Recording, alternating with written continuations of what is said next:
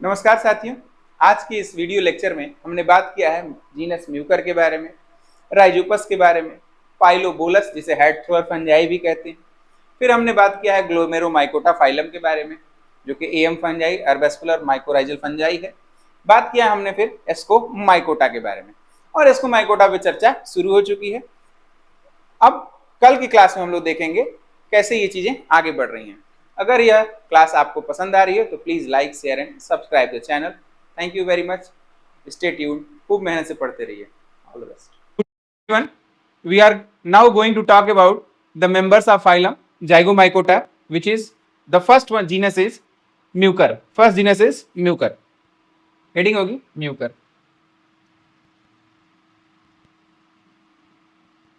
ये जीनस है, जीनस है तो इसे अंडरलाइन करेंगे। म्यूकर बहुत ही फेमस है। क्यों फेमस है? पहले तो ये जाइगोमाइकोटा का मेंबर है। फेमस इसलिए है साथियों क्योंकि आप लोगों ने कोविड में नाम सुना होगा म्यूकोरोमाइकोसिस। म्यूकोरोमाइकोसिस नाम सुना होगा आप लोगों ने, सुना था? जी हाँ, तो म्यूकर से ही होता है। कॉजल ऑर्गेनिज्म फॉर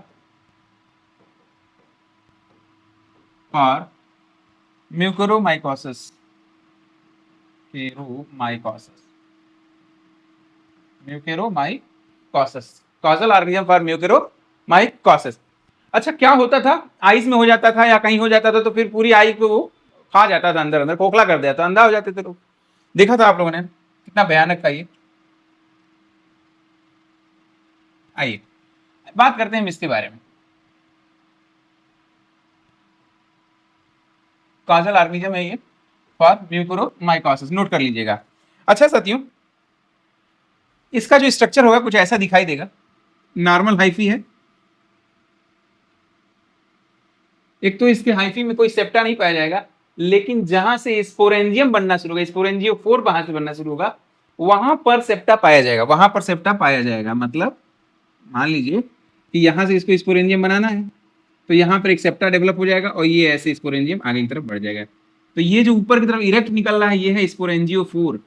स्पोरेंजियोफोर, रेंजियोफोर है, ठीक है। और इससे क्या होगा, एक स्ट्रक्चर ऐसे निकलेगा हल्का सा, और फिर ऐसे थोड़ा सा इसे छोटा करेंगे हम लोग, थोड़ा सा छोटा। इसके अंदर भरा रहता है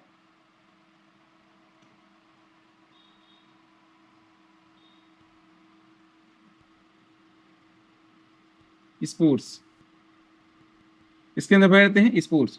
ये जो वाला रीजन है इसे कहते हैं कॉलुमेला। Columella, columella. ये क्या है? स्पोर्स। ये क्या है? स्पोर्स। इसको बना लीजिए, इसको बना लीजिए। ये जो कॉलुमेला रीजन है ये वेट कॉलुमेला है, थोड़ा सा गीला है, थोड़ा सा ये गीला है, वेट है, वेट कॉलुमेला, वेट कॉलुमेला। ठीक है, ये थोड़ा सा गीला है, वेट कॉलुमेला। तो इसका मतलब क्या है? Septa only present on the, septa only present on the, on the older hyphae are just below to the sporangiophore, below to the sporangiophore।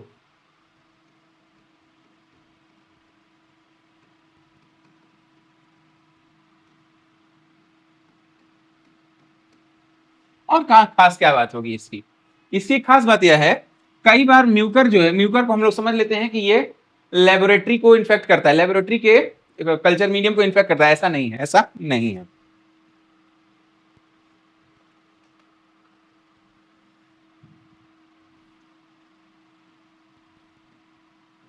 The sporangiophore, sporangiophore originate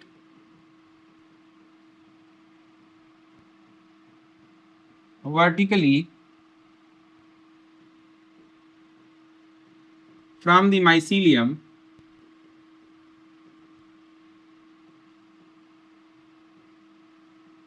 having two main parts.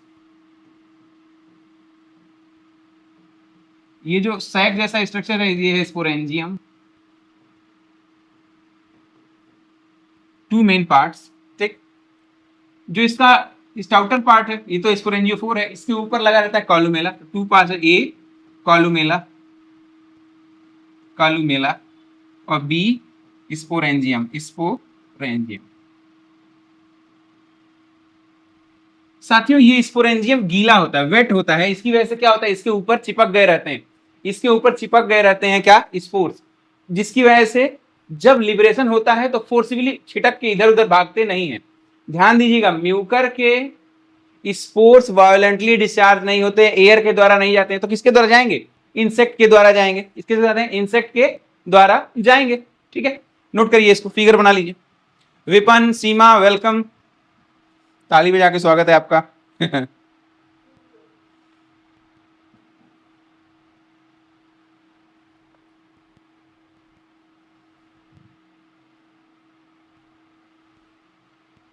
ठीक है, इसके बाद और क्या चीज है, खास बात यह है कि यह CO2 की कमी में during anaerobic condition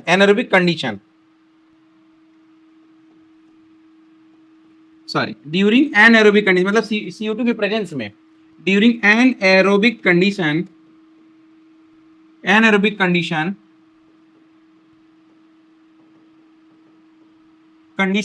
mucor form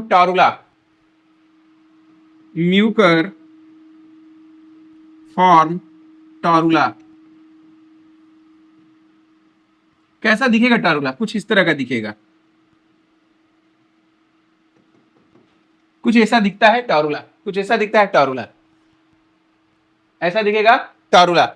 और ये टारुला जब नॉर्मल कंडीशन आएगी या ऑक्सीजन आएगा तो क्या करेगा, इसमें से माइसीलियम निकलेगा और नए पूरा निकल के माइसीलियम हाइफी स्ट्रक्चर बना देगा, ठीक है। तो 1 2 3 4 5 6 7, ठीक, ये फिगर बना लीजिए।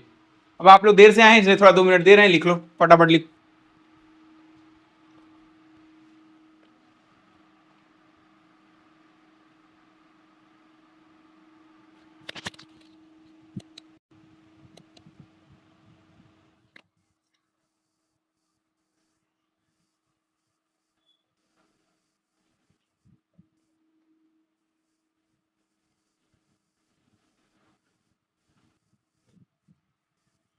अब इसमें एक चीज और लिख लेना कि भाई जब ये फिर्मली अटैच है, ये लिक्विड है, वेट है, कॉलुमेला उस पर अटैच है, तो ये बाहर तो सही से निकलेंगे नहीं, तो लेके कौन जाएगा, during after getting maturity the spores are disseminated with the help of insect and ants. Spores are disseminated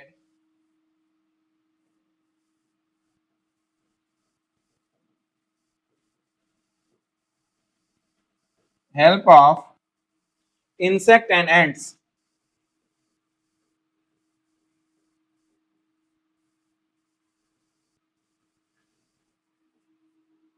With the help of insect and ants. हो गया।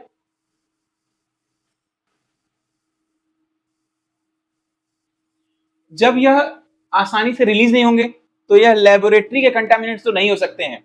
तो कई बार क्वेश्चन पूछा है क्या म्यूकर एक लेबोरेटरी कंटामिनेंट है? No, mucor is not a laboratory contaminant. क्यों? क्योंकि भैया हवा से उड़ नहीं सकता, ये हवा से उड़ ही नहीं सकता, क्यों, चिपका हुआ है कॉलुमेला पर। स्टेज जाइगोस्पोर या स्पोर उड़ ही नहीं सकते, चिपके हुए हैं, तो फिर क्या होगा? कुछ नहीं, ये लेबोरेटरी कंटामिनेंट की तरह बिहेव नहीं करेगा। Mucor do not behave like a laboratory contaminant, do not behave like a laboratory contaminant.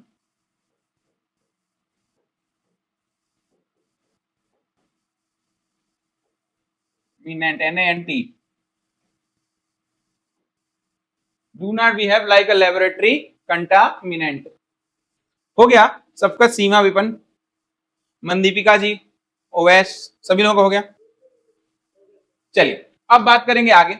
अगला जो जीनस है वो है राइजोपस। देखिए बात क्या हुई थी म्यूकर की, अब अगला बात होने जा रही है राइजोपस के बारे में। राइजोपस के बारे में, जीनस राइजोपस।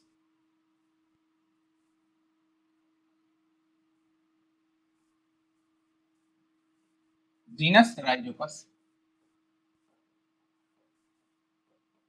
राइजोपस और म्यूकर अक्सर लोग पूछते हैं एक साथ ही रहते हैं। राइजोपस और म्यूकर दिखते भी एक जैसे हैं, लेकिन फर्क क्या है? फर्क है, देखो साथियों, अभी हमने राइजोपस बनाया, म्यूकर बनाया था, अब जरा राइजोपस बना के देखो। राइजोपस में जहां जहां से स्पोरेंजियोफोर बनेगा, जहां जहां से स्पोरेंजियोफोर डेवलप होगा, वहां वहां से राइजोइड्स भी नीचे निकलेंगे। जहां जहां से स्पोरेंजियोफोर बनेगा वहां वहां से क्या बनेंगे? नीचे की तरफ राइजोइड्स डेवलप होंगे, राइजोइड्स डेवलप होंगे।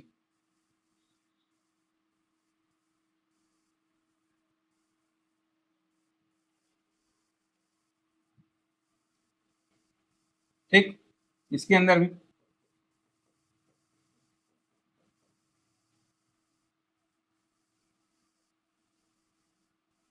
ये क्या है? ये कॉलुमेला है। सब कुछ सेम है, बस इसमें फर्क ये है कि जो इसका कॉलुमेला है वो वेट नहीं है, वो ड्राई है। वेट नहीं है और ड्राई है। ये क्या है? राइजोइड्स। ये क्या है?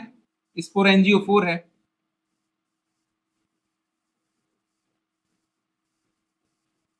अच्छा ये क्या है? स्पोरेंजियम है।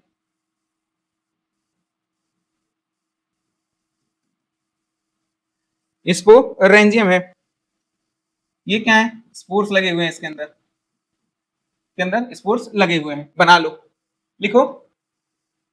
Rhizopus appears like mucor but it has some differences.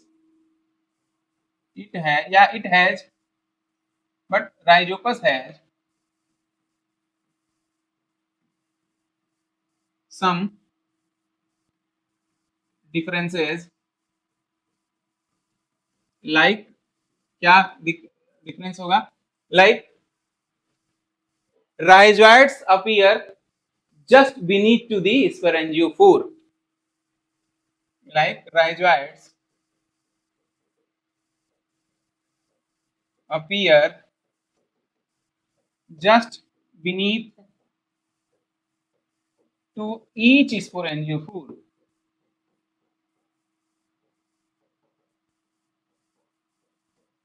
And एक और डिफरेंस है, it has dry columella. It has dry columella. और म्यूकर में क्या था? Wet columella. And it has dry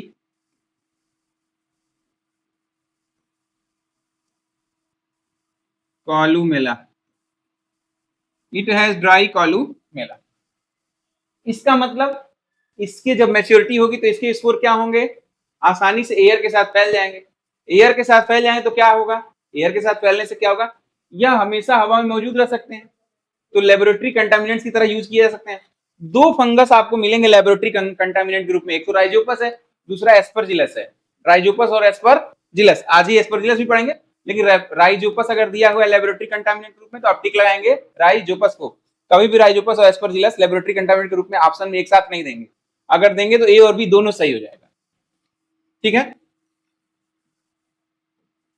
due to dry nature of columella,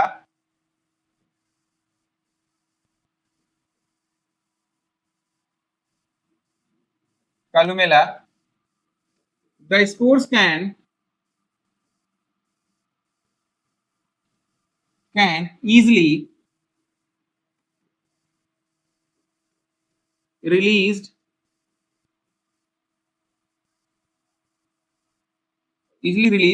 with the help of air, with the help of air। ठीक है।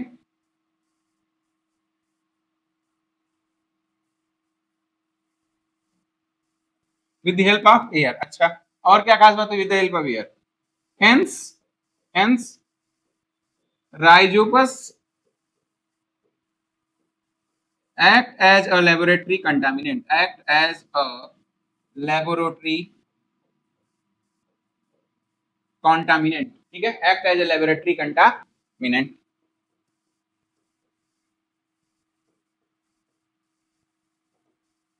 act as a laboratory contaminant. ठीक. अच्छा, क्या सिर्फ लेबोरेटरी में ही पाया जाएगा? नहीं, इसे और भी इन्फेक्शन कर सकता है, और भी इन्फेक्शन यह कर सकता है.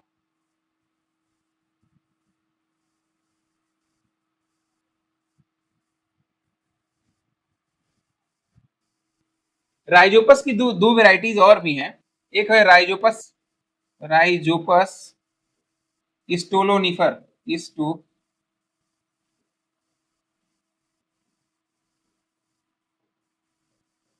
Rhizopus stolonifer. इसका ही सिनोनिम है, पहले इसका नाम राइजोपस निग्रिकेंस था. देखो इज इक्वल का सिंबल दिया गया है ब्रैकेट में, इज इक्वल टू का सिंबल, और राइजोपस निग्रिकेंस. क्या मतलब? पहले साथियों राइजोपस स्टोलोनिफर को राइजोपस निग्रिकेंस भी कहा जाता था. बाद में जैसे जैसे टेक्नोलॉजी आगे बढ़ी तो पता चला कि राइजोपस स्टोलोनिफर और राइजोपस निग्रिकेंस एक ही है.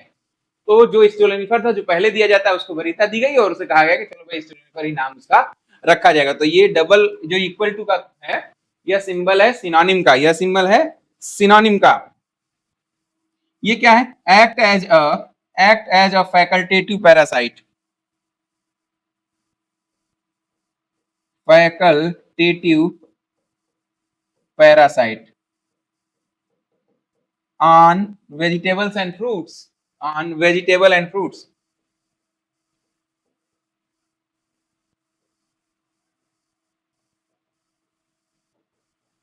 वेजिटेबल एंड फ्रूट्स, ठीक है, facultative parasite on vegetable and fruits. अच्छा, ब्रेड मोल्ड भी इसे कहा जाता है साथियों. आपने ब्रेड खराब होते हुए ब्रेड को देखा है? खराब होती हुई ब्रेड को देखा है? हरा हरा लग जाता है. ये जो लग जाता है इसे कहते हैं, यही क्या है? राइजोपस की ही वेराइटी है. यस, वो राइजोपस की ही वेराइटी है. Very good. और वो है rhizopus niger. Rhizopus niger bread mould कहा जाता है, कॉल्ड एज ब्रेड मोल्ड.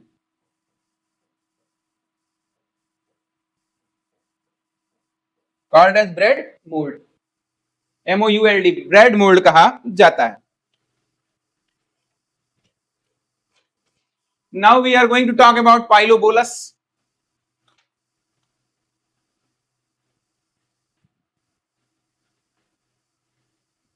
पाइलोबोलस शुरू करें? चलो, जीनस है पाइलोबोलस.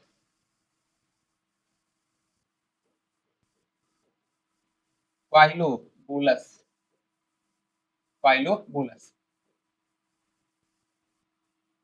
पाइलोबोलस के बारे में याद रखना, इसके दो तीन नाम है. एक तो hat thrower fungi, hat thrower fungi या शॉटगन फंगस. हैट थ्रोवर,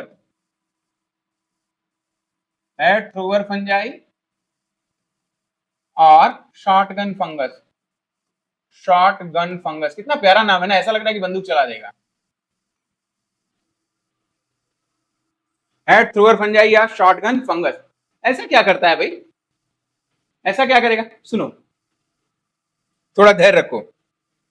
यह डंग पे पाया जाए. पाइलोबोलस है, कार्पोफिलस फंगस है, कार्पोफिलस फंगस है. Found on the dung of animals. मतलब क्या हुआ? ये कॉप्रोफिलस, कॉप्रोफिलस फंजाई है. कॉप्रोफिलस फंजाई जो काउ डंग पे ग्रो करे वो क्या है? कॉप्रोफिलस फंजाई है. अरे मनदीपिका चली गई. एनीवे, बहुत दिनों के बाद आने पे यही होता है ना समस्या, आप सुन नहीं पाते लोग या समझ नहीं पाते. रुकती तो समझ में आता उनको. चलिए, हो गया. कार्पोफिलस क्यों शॉटगन कहा जाता है ये सुनो.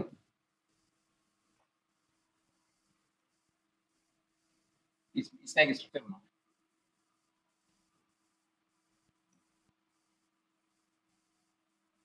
देखो, जैसे देखो, ऐसे माइसीलियम है, माइसीलियम से हल्का सा ऊपर उठेगा, थोड़ा सा स्फेरिकल लिए हुए ऊपर जाएगा ऐसे, ये भी हल्का सा ऊपर उठेगा, स्फेरिकल होते हुए ऊपर जाएगा, और ये ऐसे टर्न होगा, ये कॉर्पोरोपिलस बनाएगा। ठीक है, और यहाँ पे हल्का सा वेसिकल जैसा स्ट्रक्चर यहाँ भी बनेंगे, हाँ, ये ऐसे बनेगा, फिर यहाँ ऐसे, फिर यहाँ पे स्पोरेंजियम। ठीक है, बना लीजिए इसको, इसको बना लीजिए। फिर यहाँ से तो क्या ये कंटिन्यूस रहेगा? नहीं, यहाँ पे सेप्टा जुड़ जाएगा, यहाँ पे सेप्टा सेप्टा जुड़ जाएगा। ये जो स्फेरिकल स्ट्रक्चर है इसको बोलते हैं ट्रोपोसिस्ट, ट्रोपोसिस्ट। ठीक है, फिर ये ट्रोपोसिस्ट हो गया, और ये है सब स्पोरेंजियल वेसिकल। ये जो हल्का सा गोल सा दिखाई दे रहा है ना स्टूडेंट्स, सब स्पोरेंजियल वेसिकल, सब स्पोरेंजियल वेसिकल, जो ग्रीन कलर का दिख रहा है यही है स्पोरेंजियम, यही है स्पोरेंजियम। इस स्पोरेंजियम के अंदर भरे रहेंगे स्पोर्स, भरे रहेंगे स्पोर्स। ठीक है, इसमें रहेंगे स्पोर्स। क्या होगा, देखो कहानी सुना देते हैं, समझ में ज्यादा जल्दी आ जाएगा। इस ट्रोपोसिस्ट से होकर के सारा जो साइटोप्लाज्म है, ये ट्रोपोसिस्ट और सब स्पोरेंजियल वेसिकल सिंगल सेल है। ये क्या है पूरा, ये दोनों क्या है, एक सिंगल सेल है, ये सिंगल सेल का ही हिस्सा है, part of single cell, part of single cell. ठीक है, इसमें ये कैसे फूल गया? ये फूल गया है क्योंकि इसके अंदर सारा साइटोप्लाज्म इसने अपने अंदर भर लिया। मुंह फुला लिया ऐसे, all the cytoplasm content are kept in this. तो इसके अंदर क्या होगा, फैट एंड ऑयल स्टोर हो गए, इसके अंदर फैट एंड ऑयल स्टोर हो गए, फैट एंड ऑयल स्टोर हो गए। इसके अंदर क्या हुआ, almost all cytoplasmic content, content इसके अंदर स्टोर हो गया, कंटेंट स्टोर। ठीक है तो एक ही सेल के पार्ट है, तो एक ही सेल के पार्ट। अब मजेदार सुनो, इसके अंदर यानी कि सब स्पोरेंजियल वेसिकल के अंदर लगभग 6 से लेकर 7 एटीएम प्रेशर का दबाव बन जाता है, पूरा भरा हुआ है। जब ये मेच्योर होता है तो ये फटता है, ये फटता है, इतना वायोलेंटली यह फटता है कि इसके ऊपर जो लगा हुआ हैट है ये तो उड़ जाता है, उड़ जाता है, और स्पोर्स बाहर निकलते हैं। स्पोर्स क्या है, उड़ते हैं, लगभग 2 से 2.5 फीट ऊंचाई तक स्पोर ऊपर की तरफ उड़ते हुए दिखाई देते हैं। इसीलिए इसका नाम पड़ा head thrower, head thrower fungi. ठीक है, शॉर्ट गन फंगस, धम्म से फटेगा, धम्म से फटा, शॉर्ट गन हुआ तो सारे स्पोर्स बाहर की तरफ निकल गए। अब नाम समझ में आया क्यों इसे शॉर्ट गन फंगस कहते हैं? अरे इतनी उदासी क्यों है भाई? लिखो, ये बना लिया है फिगर आप लोगों ने?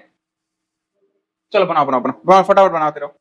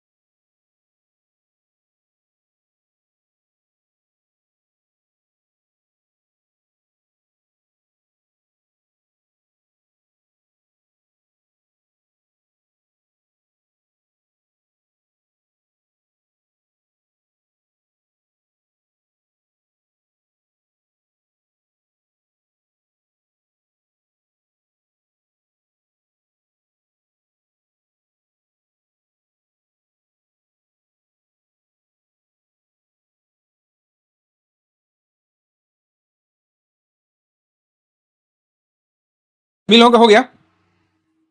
अब देखिए ये कैसे ग्रो करना, अगर आपको लेबोरेटरी में ग्रो करना होगा तो आपको पहले घोड़े का गोबर ले आना पड़ेगा, हॉर्स डंग ले आना पड़ेगा। To grow in the laboratory, या it can be grown, it can be grown in the laboratory on horse dung, horse dung, ठीक है भाई, horse dung पे ग्रो करेंगे। The sporangiophore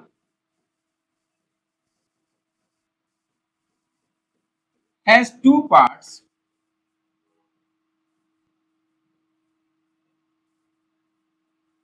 made up of a single cell,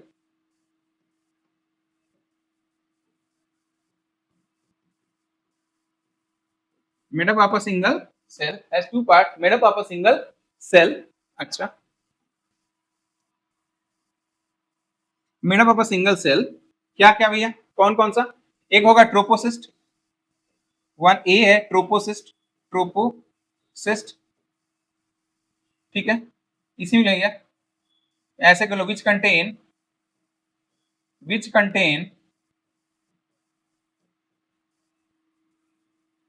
fat and oils in it, fat and oil in it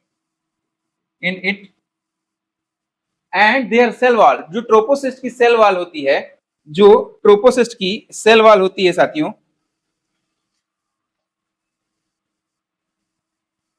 उसके उसमें and it and the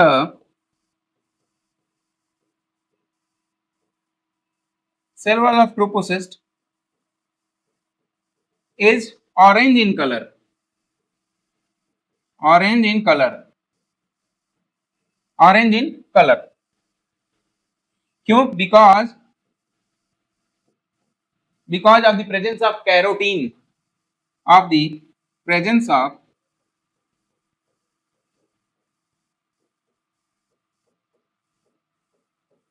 because of the presence of carotene, ठीक है, यानी कि इसमें क्या पाया जाएगा, carotene.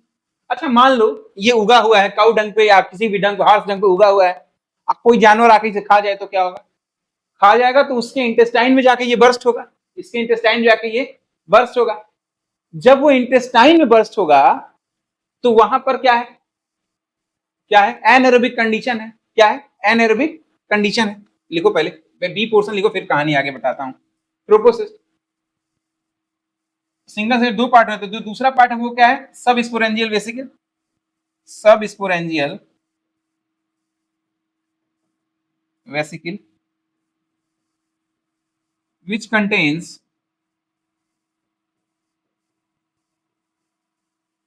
almost all cytoplasmic contents,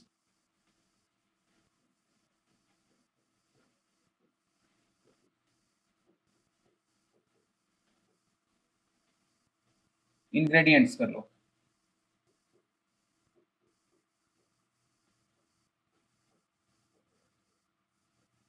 ingredient, ठीक है, विच contents almost all cytoplasmic ingredients.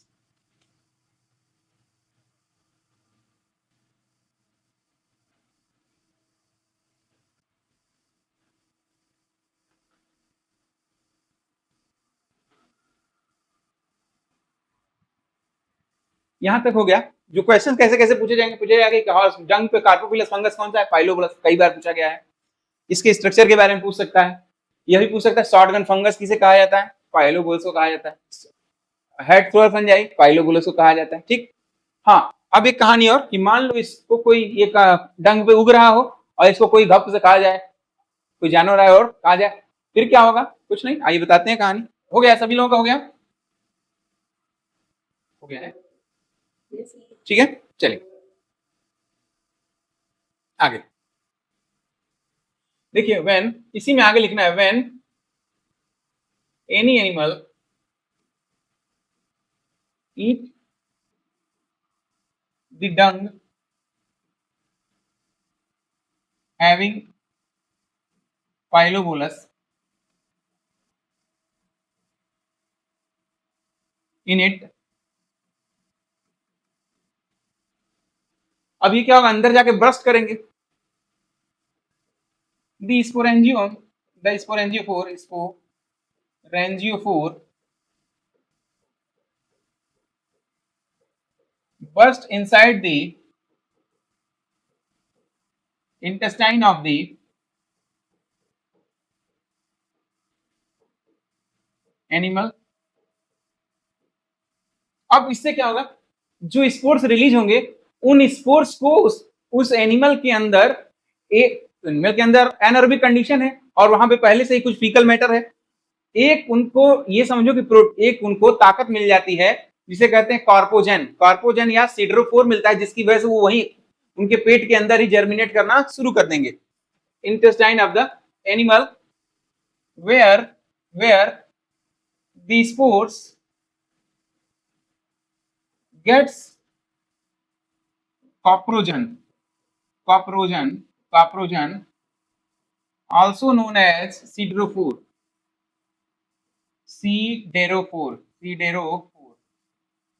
carpogen also known as siderophore, with the help of carpogen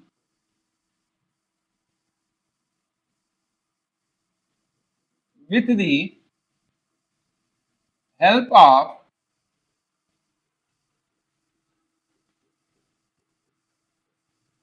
कार्पोजन, ठीक है, द स्पोर्स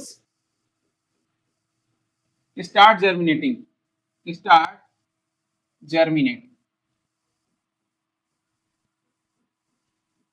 और फीकल मैटर के साथ फिर क्या होंगे, कम आउटसाइड, फीकल मैटर के साथ क्या होंगे, बाहर की तरफ चले आएंगे। तो सिड्रोफोर पूछा है और काप्रोजन पूछा है। काप्रोजन क्या है भैया, काप्रोजन है क्या, काप्रोजन का क्या है, काप्रोजन है काउ एनिमल के इंटेस्टाइन में जो डंग है पहले से ही जो फीकल मैटर है उसके अंदर एक पाया जाता है केमिकल जिसे कहते हैं कॉप्रोजन। उस कॉप्रोजन की वजह से इसके जो स्पोर्स है जर्मिनेट होना शुरू कर देते हैं, जर्मिनेट होना शुरू कर देते हैं। अच्छा, जर्मिनेट होना शुरू कर दी, एक खास बात और है, द डेवलपमेंट ऑफ स्पोरेंजिया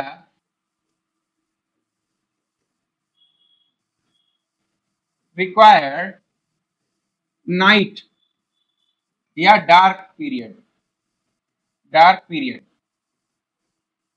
ठीक है। स्पोरेंजिया कब बनेगा, डार्क पीरियड में बनेगा या नाइट में बनेगा, और स्पोर के रिलीज होने का समय डे होगा। हर अल्टरनेट डे और नाइट में यह काम चलता जाएगा। इसीलिए कहते हैं ऐसा फंगस जिसका जो सिरकेडियम रिदम शो करता हो वो कौन सा है, यही है फंगस पाइलोबोलस।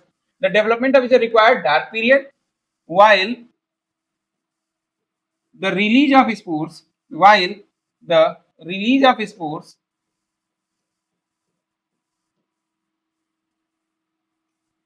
require day या light period, day या light period, ठीक है, period। thus we can say that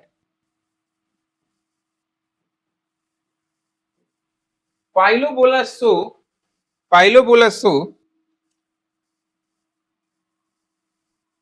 circadian, pilobolus show rhythmic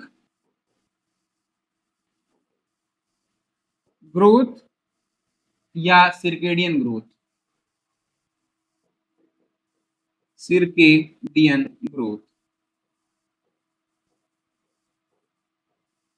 rhythmic growth या सिरकेडियन ग्रोथ। तो पाइलोबोलस की कुछ खास चीजें आपको नोट करा दी गई, जैसे सिरकेडियन ग्रोथ, जैसे सिड्रोफोर, कार्पोजन क्या कहते हैं, कार्पोबोलस फंगस क्या है, हेड थ्रोन फंजाई किसे कहते हैं, ठीक है, हेड थ्रोअर फंजाई किसे कहते हैं, ठीक। वायलेंटली डिस्चार्ज होता है, 6 से 7 एटीएम दाब होता है उसके अंदर। देखो कितना प्रेशर होता है, ऑलमोस्ट 6 to 7 एटीएम प्रेशर होता है, नोट कर लेना। इसके अंदर क्या होता है, जो सब स्पोरेंजियल वेसिकल होता है उसके अंदर ऑलमोस्ट 6 से 7 एटीएम का दाब रहता है, ताकि जट से फटता है ना, 2 से 2.5 फीट ऊंचाई तक जाता है स्पोर, 2 से 2.5 फीट ऊंचाई तक स्पोर जाता है। बात करने जा रहे हैं हम लोग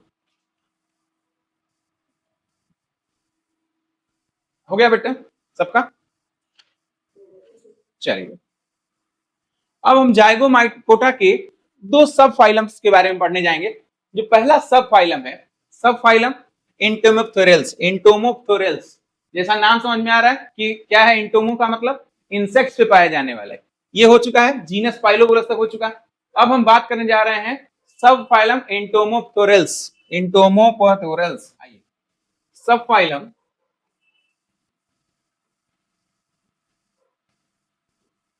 ठीक है।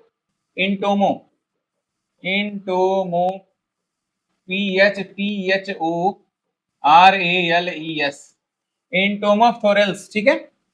या ये को इंटोमोप्थोरोमाइकोटिना ऑर्डर है इसका, इंटोमोप्थोरोमाइकोटिना ठीक है। इसमें एक ऑर्डर पढ़ेंगे हम लोग, ऑर्डर पढ़ेंगे, ऑर्डर है इंटोमो PHPHORALES इंटोमोप्थोरेल्स ऑर्डर ठीक। इंटोमोप्थोरेल्स ऑर्डर साथियों नाम से याद रखना, इंटोमोप्थोरेल्स या इंटोमोप्थोरोमाइकोटिना आ गया, इट मींस कि ये किसके पैरासाइट्स होंगे या किस में पाए जाएंगे? तो ये इंसेक्ट्स में पाए जाएंगे, इंसेक्ट्स में पाए जाएंगे, फ्रॉग्स में पाए जाएंगे। They are the small group of fungi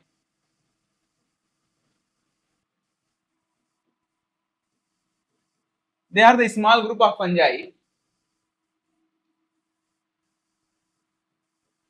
mostly parasites on किस पे पैरासाइट होंगे? Insects, parasites on insects. याद रखिएगा क्वेश्चन पूछा हुआ है इसीलिए यहाँ पे हम स्टार लगा रहे हैं। क्या भाई इंसेक्ट में ज्यादा कौन सा पाया जाता है स्मॉल ग्रुप? तो वो है इंटोमोप्थोरेल्स ऑर्डर, उसके मेंबर फैमिली इंटोमोप्थोरेसी भी हो सकती है, इंटोमोप्थोरेसी भी हो सकती है।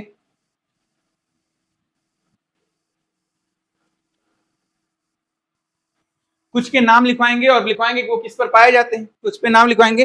जैसे जीनस या फैमिली, जीनस या फैमिली की बात करें और किस पे पैरासिटाइज होंगे ये, इस पे बात करेंगे हम लोग। एक सारणी बनेगी, एक टेबल बन जाएगा, एक टेबल बन जाएगा ऐसे करके।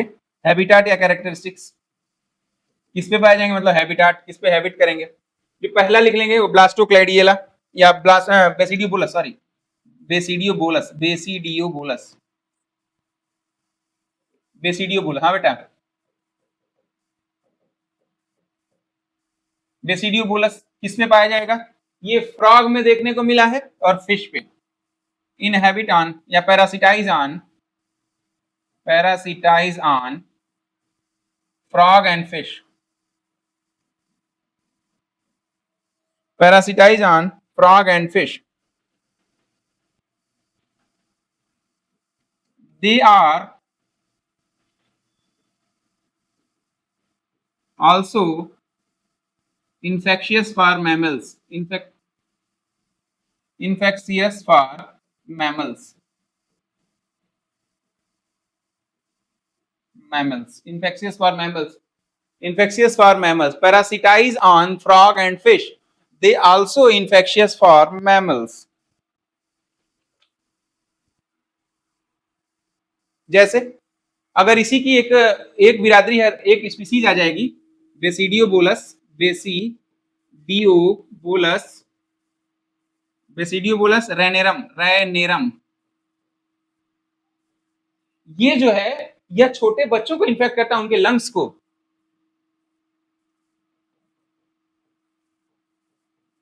Infect the lungs of kids, human kids ठीक है। इसीलिए छोटे बच्चों को कहा जाता है कि जहां मेढक उड़क उछल कूद रहे हो तो उसकी मिट्टी ना मुंह में डालें ठीक है, क्योंकि फ्रॉग के एक्सक्रेटा में पाया जाएगा बेसिडियोबोलस रैनेरम, वो चला जाएगा लंग्स को इन्फेक्ट कर देगा, उनको सांस लेने में दिक्कत शुरू हो जाएगी। Infect the lungs of human kids. क्या ऐसा इंसानों को भी होता है? नहीं, इंसानों को होता है। कौन से बड़े लड़के को, बड़े आदमी को देखा है तुमने मिट्टी खाते हुए? देखा है? आदत छूट जाती है ना, अपनी आदत छूट जाती है ठीक है। और अगर खा भी लेते होंगे तो हमारा इम्यून सिस्टम डेवलप हो चुका है, थोड़े बहुत फंगस को तो राधे राधे करा देगा ठीक है। तो इसीलिए छोटे बच्चों को क्या करते हैं, वो मिट्टी में नहीं ले आना है, मिट्टी वाले जगह पे बहुत ज्यादा फ्रॉग जहां पे उछल कूद मचा रहे हो वहां थोड़ा सा दूरी बनाना है ठीक। समझ में आ रहा है? सब तक सीमा विपन नहीं समझ आ रहा? चलिए, तो किड्स पैरासिटाइज, ये frog found in the excreta of frog, frog found in the excreta of frog, found in the excreta of frog। अच्छा, दूसरा क्या हो सकता है? दूसरा है कॉम्प्लिटोरिया। एक कॉम्प्लिटोरिया नामक फंगस है, कॉम्प्लिटोरिया, कॉम्प्लिटोरिया, कॉम्प्लिटोरिया। ये क्या करेगा? कुछ नहीं, ये फर्न के प्रोथैलाई पे पाया जाएगा। Parasitise on the ties on the prothallus of fern, prothallus of fern, parasitise on the prothallus of fern, completoria, parasitise on the prothallus of fern. अच्छा, गर्मियों में सुनते हैं हम लोग की बहुत कालरा डिजीज हो रही है, कालरा डिजीज हो रही है।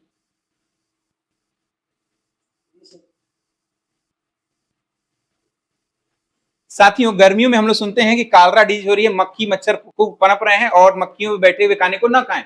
ऐसा क्या होता है मक्खियों में कि उनसे कालरा फैल जाता है? मैं बता रहा हूं, एक फंगस है एंटोमोफ्थोरा मसी, एंटोमोफ्थोरा मसी, ठीक है, एक फंगस है एंटोमो PHTHORA थोरा मस्की, MUSCI मस्की, एंटोमोफ्थोरा मस्की।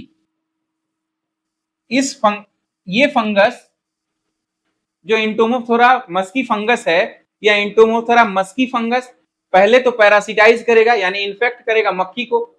वह मक्खी चली जाएगी कहां पर? बैठ जाएगी खाने के हिस्सों पर, और खाने के भागों पर जब मक्खी बैठ जाएगी तो फिर वो फंगस उस खाने पे चला जाएगा, उस खाने को फिर इंसान खा लेंगे और इंसान को उससे कालरा डिजीज हो जाएगा, उससे इंसान को कालरा डिजीज हो जाएगा। तो कालरा डिजीज गर्मी में जो होता है वो किससे होता है? एंटोमोफ्थोरा मसी या मस्की पर, मस्की फंगस के द्वारा होता है। और ये मस्की फंगस किसको?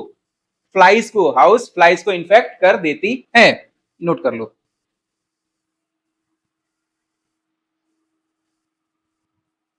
एंटोप्थोरा muscae infect the house flies,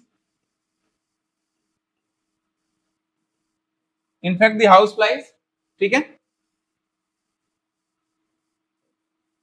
which cause, या अल्टीमेटली कॉज लिख दीजिएगा, ultimately cause cholera disease,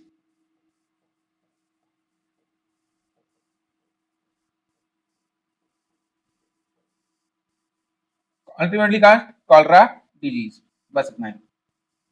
ultimately cause cholera disease, ultimately cause cholera disease.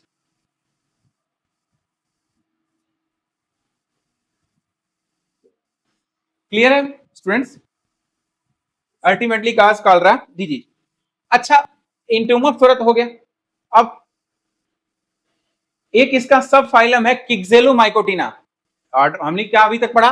अभी तक पढ़ा हमने सब फाइलम एंटोमोफ्थोरा माइकोटिना।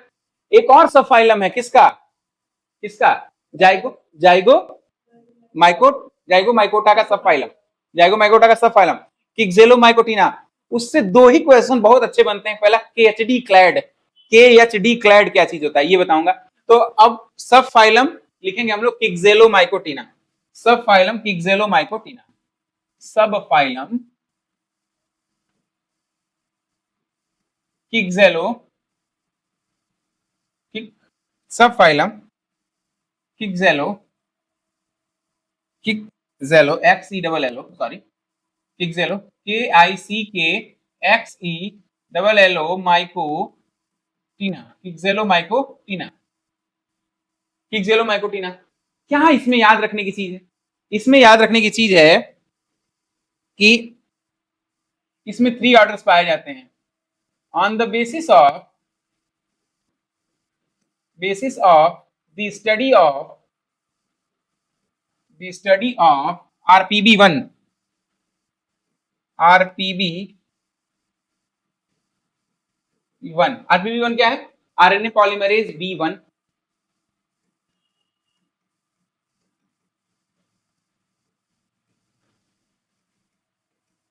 B1, ठीक है। इसका एनालिसिस किया गया। इस एनालिसिस के आधार पे यह बताया गया कि जो किक्सेलोमाइकोटिना है, सब फाइलम किक्सेलोमाइकोटिना के 3 ऑर्डर होंगे। On the basis of study of RPB1 RNA polymerase B1, it suggests that it was suggested that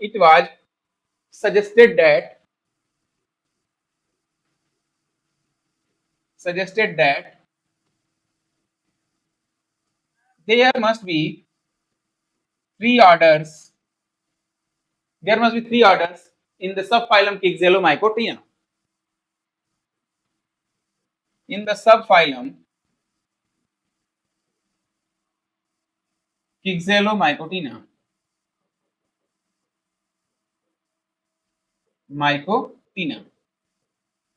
उसी को साथियों KHD क्लैड बोलते हैं, ऑर्डर 1, विच इज यहां से लिखना बच्चों, which are popularly known as, which are popularly and collectively known as, which are popularly and collectively known as KHD clad, KHD clad,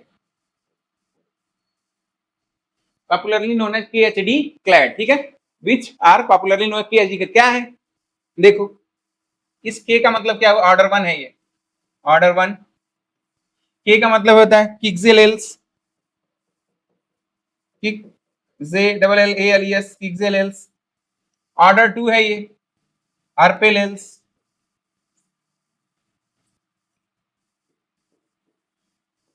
हार्पेलेल्स। अच्छा, डी से dimargaritales, order 3 dimargaritales,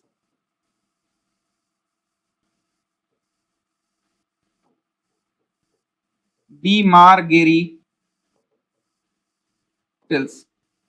3 order है KHD clade, order 1 kickxellales, order 2 harpellales और order 3 D मार्गेरिटेल्स। ये 3 order है, KHD clad कहा जाता है, ठीक। किसकी स्टडी से निकाला गया था, RPB1 की स्टडी से बताया गया था।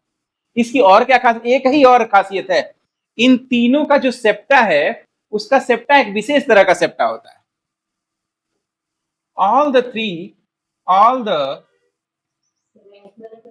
sorry dear, demargeritels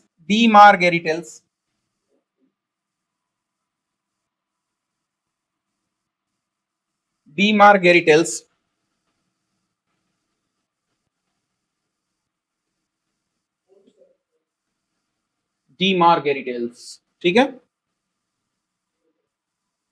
थोड़ा करते हैं नॉर्मल,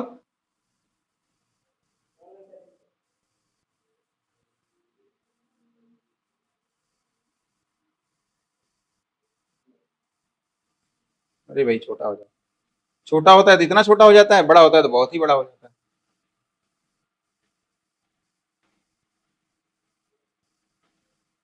चलिए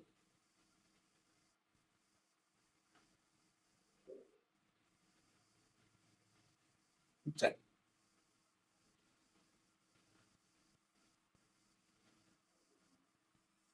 यहां तक हो गया, मेरी शेप पे कैसे क्लिक हो गया, ठीक है। KHD, इसमें एक खास बात होगी, इन तीनों में ऑर्डर किक्सेलेल्स, हार्पेलेल्स और डीमार्गेरिटेल्स। KHD क्लैड याद रखना, कई बार परीक्षा में पूछा गया है, किस सब फाइलम का मेंबर है, KHD किक्सेलेल्स ऑर्डर का, किक्सेलेल्स किक्सेलोमाइकोटिना सब फाइलम का मेंबर है। अच्छा, इनमें खास बात क्या होती है, इन तीनों में एक विशेष प्रकार का सेप्टम पाया जाता है। पहले तो उसकी आकृति देखो कैसा दिखता है, कैसा दिखता है देखो, हमने आप लोगों को पढ़ाया था ना, वो क्या कहते हैं, पढ़ाया था हमने, अरे बेसिडियोमाइसिटीज का पढ़ाया था ना हमने, ले किससे पूछ रहे हैं, रहन, हाँ डॉलीपोर सेप्टा पढ़ाया था ना हमने,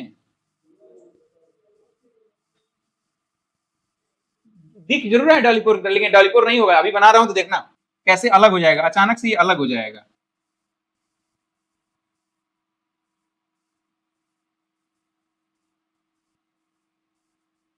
यहां तक तो बिल्कुल लग रहा है कि अरे सर बस ऐसे ऐसे कर दीजिए डालीपुर हो गया, है ना।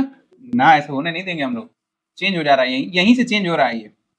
क्या होगा, ये तो ऐसे दिख रहा है परफोरेशन है, लेकिन इसके बीच में एक लेंस शेप स्ट्रक्चर पाया जाएगा, कैसे मिटाएं।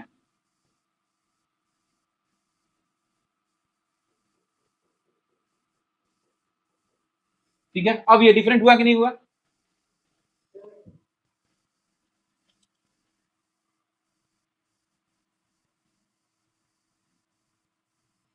ये जो लेंस शेप है ये क्या है, lens shape, lens shaped, lens shaped plug है। क्या है ये, प्लग। अच्छा ये क्या है, ये जो कैविटी यहां से दिखाई दे रही है ना, ये हल्की सी कैविटी दिख रही है ना, फिर से सुनो साथियों, ये जो ये गैप दिखाई दे रहा है ना, ये गैप है, यहां भी गैप है, यहां भी गैप है, हर जगह गैप है। प्लग और सेप्टम के बीच में जो गैप है, उस गैप को बोलते हैं यूनिपरफोरेट, नहीं, लेंटिकुलर सेप्टल पोर कैविटी, लेंटिकुलर सेप्टल पोर कैविटी।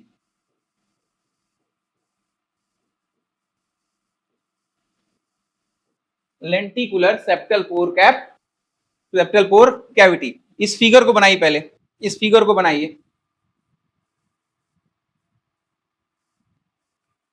तो और यहां छोटा सा लिख देना है बस, all the three KHD, the members of KHD clade, the members of clade have uniperforated septum with lenticular cavity, septal pore cavity. Uniperforated, have uniperforated, perforated septum with lenticular cavity, lenticular cavity। खास बात हो गई ना, तो दो ही खास बातें, एक तो किक्सेलेल्स, किक्सेलोमाइकोटिना में दो खास बातें, KHD क्लैड जिसमें 3 ऑर्डर, किक्सेलेल्स, हार्पेलेल्स और डीमार्गेरिटेल्स। और ये जो इसका सेप्टम है वो विशेष सेप्टम पाया जाएगा, उसमें एक तो लेंटिकुलर क्या पाया जाएगा, KHD क्लैड के मेंबर्स में क्या पाएगा, यूनिपरफोरेटेड, एक ही छेद होगा सेप्टम में, with lenticular cavity, with lenticular cavity. उम्मीद करते हैं आपको समझ में आ रहा होगा मेरे ज्ञानी बच्चों, सही है।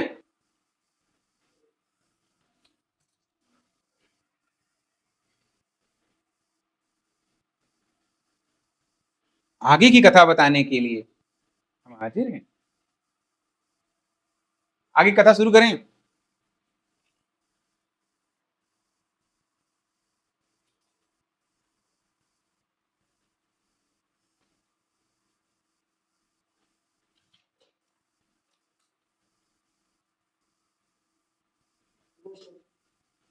सफकत, सीमा, विपन, सबको आगे की कथा। अच्छा लिख लो, आगे की कथा कुछ इस प्रकार है। एक समय में एक राजा था, हिंदी नहीं पढ़ा रहे हैं जी, रुको। फाइलम ग्लोमेरोमाइकोटा, अब फाइलम आएगा ग्लोमेरोमाइकोटा।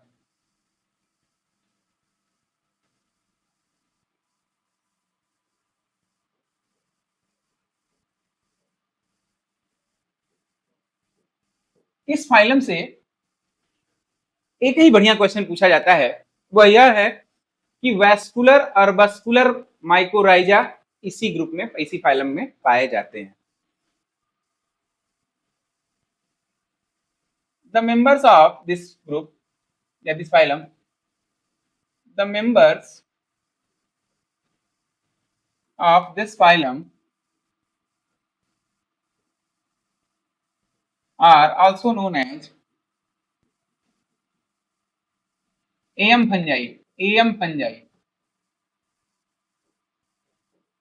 AM fungi with arbuscular mycorrhiza fungi, arbuscular, arbuscular mycorrhizal fungi।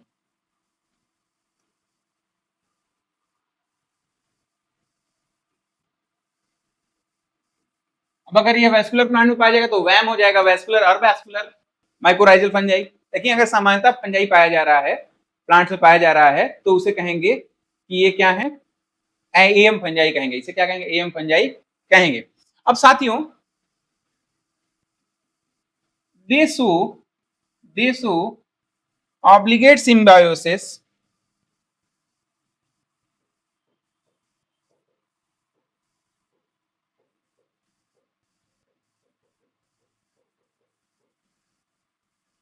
with the root cells of plants।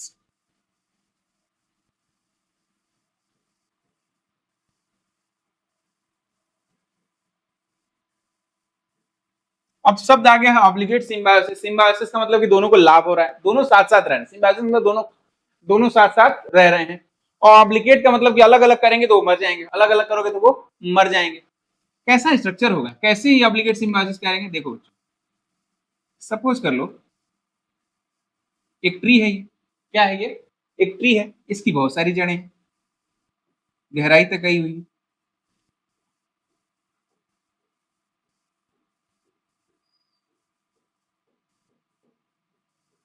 इसकी रूट हेयर है, रूट हेयर है। साथियों एक लिमिट के बाद से इसकी ग्रोथ, इसकी जितनी डिमांड है उसकी सप्लाई ये रूट नहीं कर पाएगा, इसमें ज्यादा रूट हेयर की आवश्यकता पड़ेगी। ये रूट हेयर कौन बनाएगा, तो M fungi arbuscular mycorrhizal fungi बनाएगा।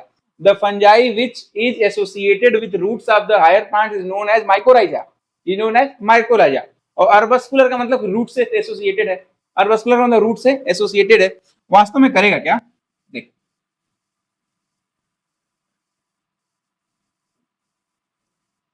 ये क्या करेगा, ये जो फंजाई है रूट की सेल के साथ ऐसे ऐसे एसोसिएशन करेगा।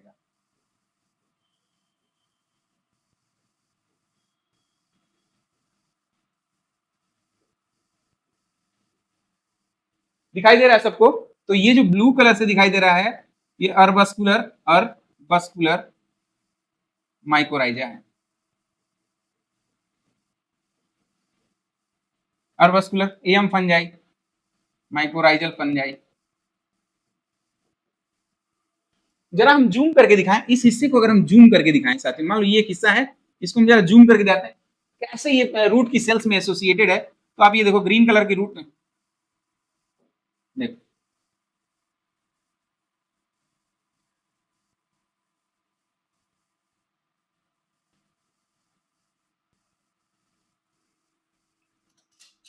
पेन ही गिर गई जी, रुको। अगर हम जूम करें, ये देखो एक रूट की सेल है, इसके अंदर ये कैसे घुसा हुआ है, तो ऐसे घुसा हुआ है,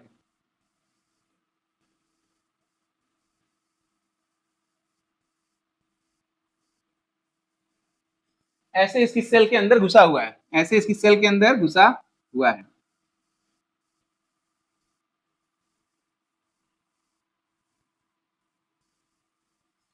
क्या करेगा, इसको जरूर बनाना, root cell associated with, root cell associated with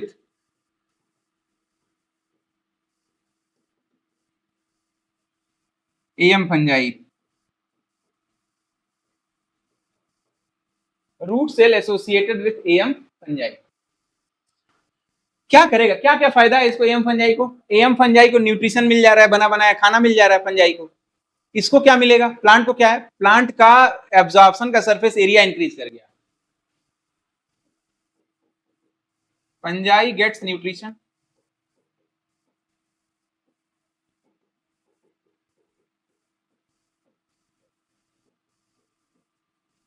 लिख लेना here fungi gets nutrition from plant and plant has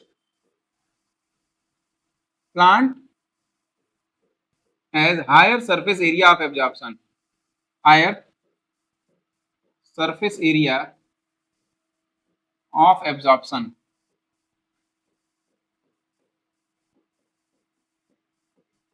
by am fungi, by am fungi। ये वाला तो नोट ही कर लेना, पता चल जाएगा किस लिए है, by M fungi. By M fungi.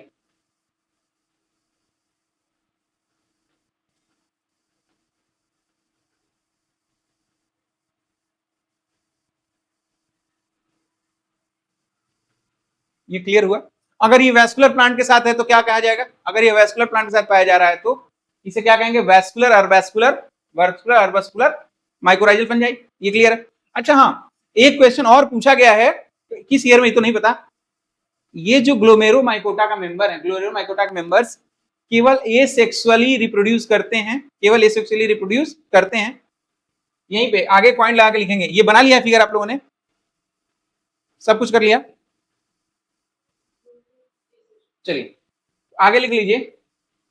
The members of ग्लोमेरोमाइकोटा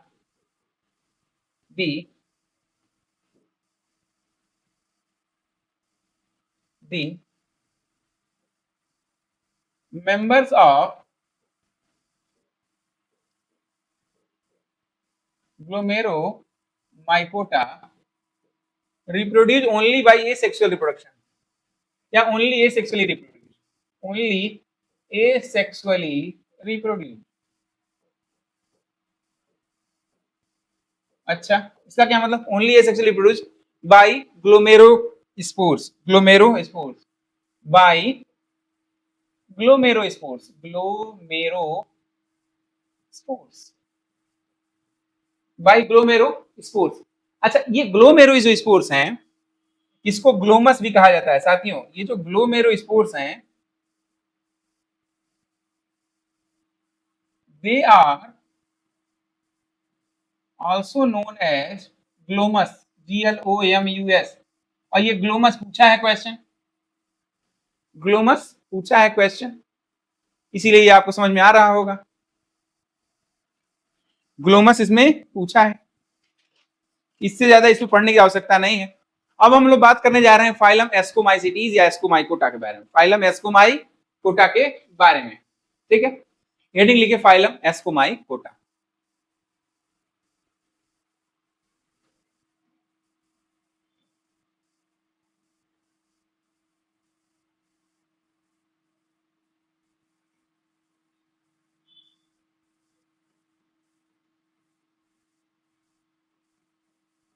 Ascomycota, ascus farming fungi, जिसे हम लोग सैक फंजाई के नाम से भी जानते हैं। ब्रैकेट में लिखना बेटा, सैक फंजाई। इसे क्या कहते हैं? सैक फंजाई के नाम से भी जानते हैं।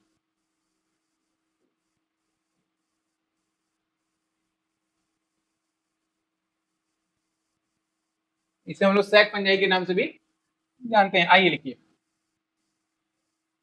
खास बात क्या होती है एस्कोमाइकोटा और बेसिडियोमाइकोटा में? खास बात कैसे पता चलेगा? एक तो इसमें एस्कस पाया जाएगा, कैरेक्टरिस्टिक फीचर। दो कैरेक्टरिस्टिक फीचर नोट कर लो। पहला है formation of ascus, formation of ascospore inside ascus, ascospores inside ascus, inside ascus. अच्छा, मान लो जो एस्कस एस्कोस्पोर ने एस्कोस्पोर या एस्कस नहीं दिखाई दे रहा तो हम नहीं मानेंगे। कि कैसे पहचानेंगे कि भाई एस्कोमाइकोटा मेंबर है? इट हैज डबल लेयर, इसके जो सेल वॉल है वो डबल लेयर की सेल वॉल होती है। Second, it has double layer cell wall, double layer cell wall. Outer layer is electron opaque, यानी इलेक्ट्रॉन आउटर लेयर को नहीं भेज सकते लेकिन इनर लेयर को भेज सकते हैं। इज इलेक्ट्रॉन अपेक्यू, इलेक्ट्रॉन अपेक्यू, याद रखिएगा। और inner layer is electron transparent,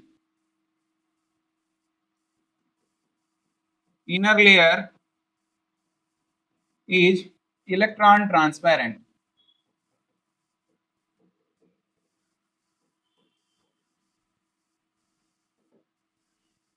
inner layer is electron transparent. ठीक है, नोट कर लो, ऐसे बना लेना। तो कभी भी ऐसी स्पीसीज दिखेगी आपको, इसी सेल को 2 लेयर पाई जाएगी, 2 लेयर पाई जाएगी। कैसे बना रहा हूँ इसको, थोड़ा अच्छा बना दूं।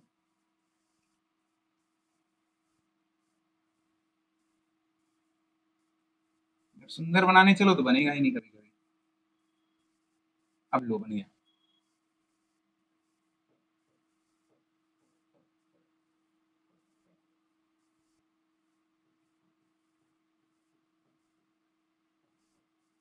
लेयर, ठीक है, नोट करो।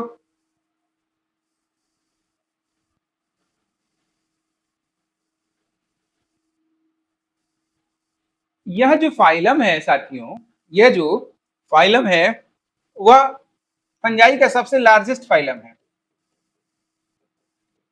ऐसे लिखो तो याद होगा ज्यादा। एस्कोमाइकोटा, एस्कोमाइकोटा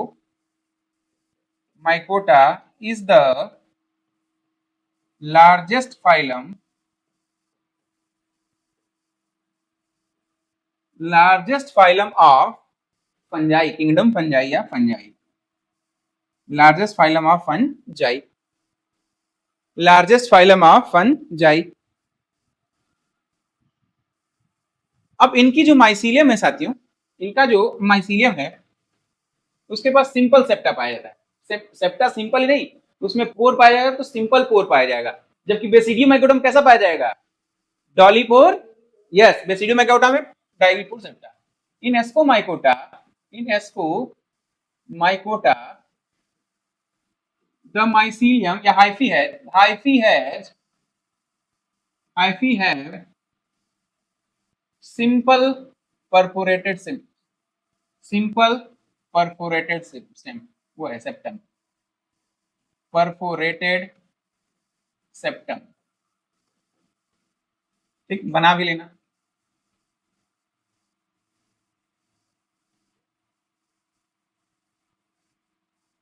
इसका मतलब यह है साथियों कि इसमें न्यूक्लियर मूवमेंट तो आपस में होता है, साइटोप्लाज्म एक दूसरे से आते जाते रहेंगे, है ना। ये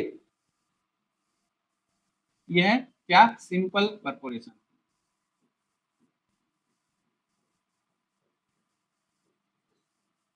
simple perforation, simple perforation note कर ले।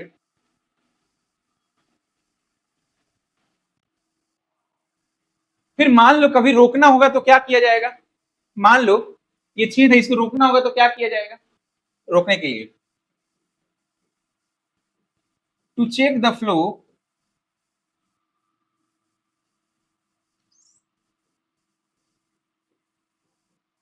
in between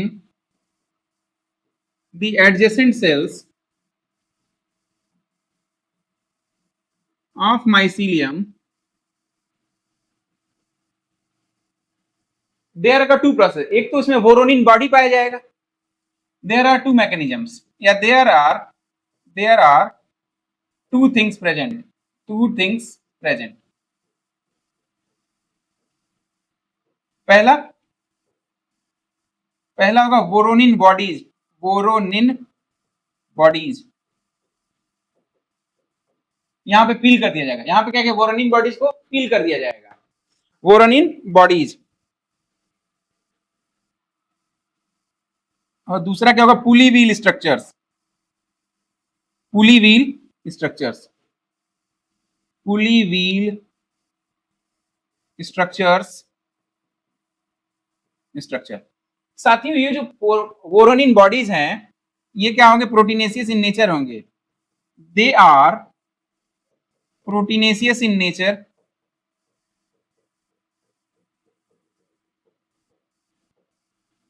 they are proteinaceous in nature, they are proteinaceous in nature।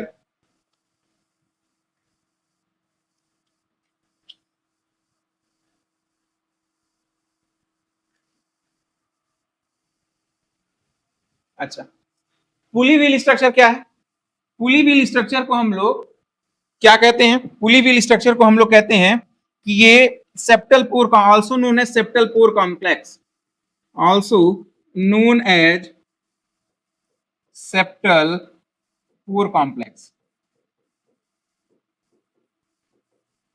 क्या हुआ, जब आवश्यकता हुई तो यहां पे ऐसे ऐसे ऐसे करके भर दिया गया, ठीक, अगर वोरोनिन बॉडी भर दिया जाएगा तो हमेशा हमेशा के लिए बंद हो गया, प्लग है हमेशा हमेशा के लिए। लेकिन अगर पुली व्हील या सेप्टल पोर कॉम्प्लेक्स है तो आवश्यकता के अनुसार खोला भी जाएगा, आवश्यकता के अनुसार ये खोला भी जा सकता है, आवश्यकता के अनुसार ये खोला भी जा सकता है।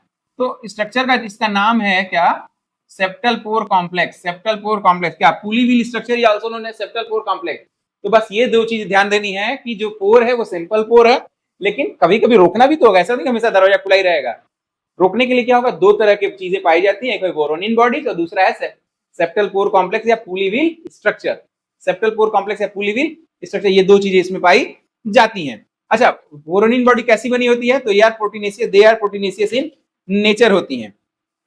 बात करेंगे एसेक्सुअल रिप्रोडक्शन इन एस्कोमाइसिटीज या एस्कोमाइकोटा, यहां तक होगा स्ट्रक्चर के बारे में। अब हेडिंग लिखेंगे एसेक्सुअल रिप्रोडक्शन इन